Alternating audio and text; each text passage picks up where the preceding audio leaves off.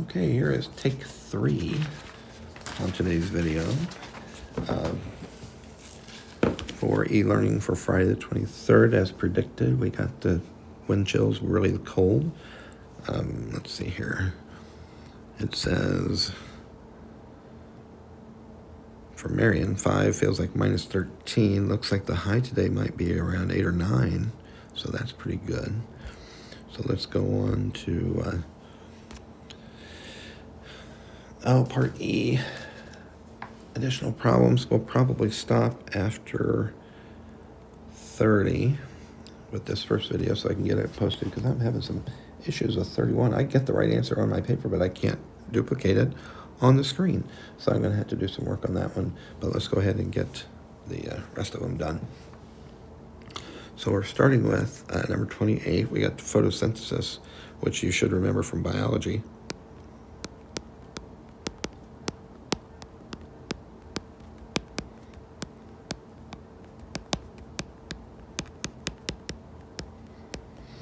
And it's helpful to know that 180.18 grams per mole for the glucose. And we want to know if we got 4.5 moles of water to react with the carbon dioxide, what mass of glucose, how many grams? So that's what I'm trying to find. So I'm going to start with the 4.5 moles.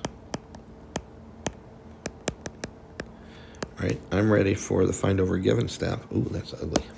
Find over given, because I've already got moles. So 1 mole glucose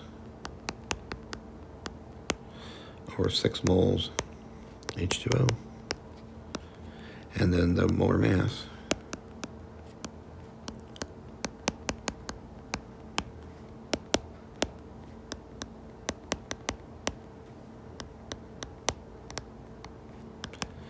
And we'll cancel what we'll cancel. Moles, grams left. I'm getting with 3 digits, 135 grams of glucose. Easy as that. 29, acetylene, that's the C2H2. Will burn completely if 5 times 10 to the 4th grams of acetylene burn completely. How many grams of carbon dioxide can be made? So we'll start with our 5 times 10 to the 4th grams. You can convert that into regular standard notation rather than scientific notation if you want. Seems like an extra step to me. C2H2, 1 mole C2H2, because we've got it in grams, right? We got to go to moles. If we got anything other than moles, we got to convert it to moles. And let's see, 2 carbons would be 24, and 2 hydrogens would be 2604 grams of C2H2. And then it's 4 moles CO2, right, for every 2 moles C2H2. And then we're looking for grams, so I need 44.01 grams of CO2 per 1 mole of CO2. And now let's cancel some stuff. Canceling my grams of C2H2, my moles of C2H2, my moles of CO2. I can reduce the 4 and the 2. That's a 2.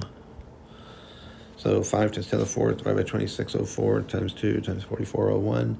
And I got 1.69 times 10 to the 5th grams of CO2.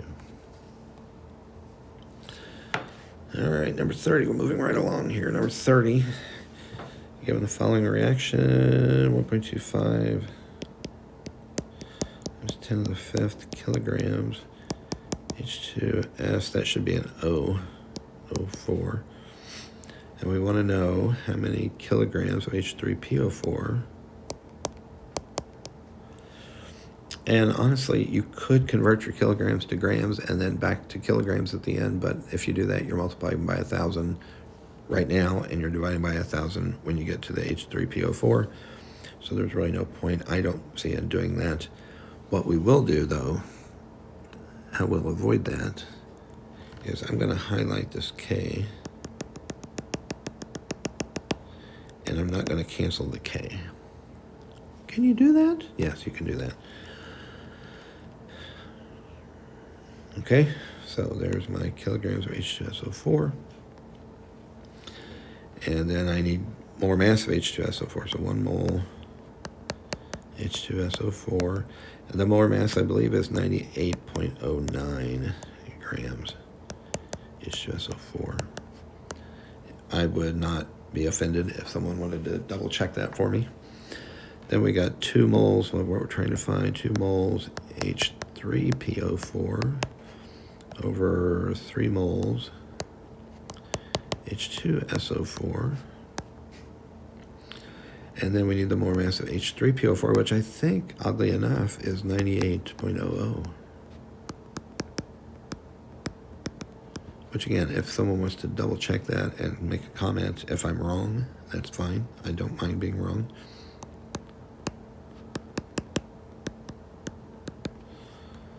Okay, so let's cancel.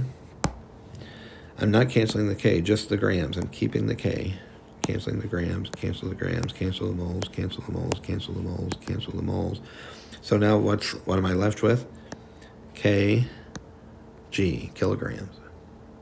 Hey, that's what I'm looking for. How many kilograms of H3PO4 are produced? We do the math.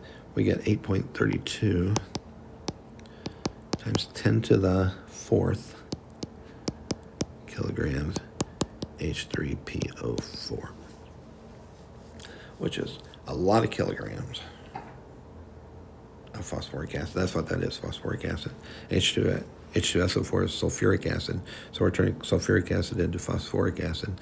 And by the way, I read one time that sulfuric acid is used in so many processes, industrial and agricultural type industry and manufacturing, that you can judge how well the economy is doing, like the economy, by the production of sulfuric acid. So the more sulfuric acid being made, the more a lot of other stuff's being made, and that's a good thing. So we'll end this video here, and we will soon pick up with the next video. This is the end of the first video. Make sure you watch both videos clear to the end, and there will be some stuff that you need to see from the other video.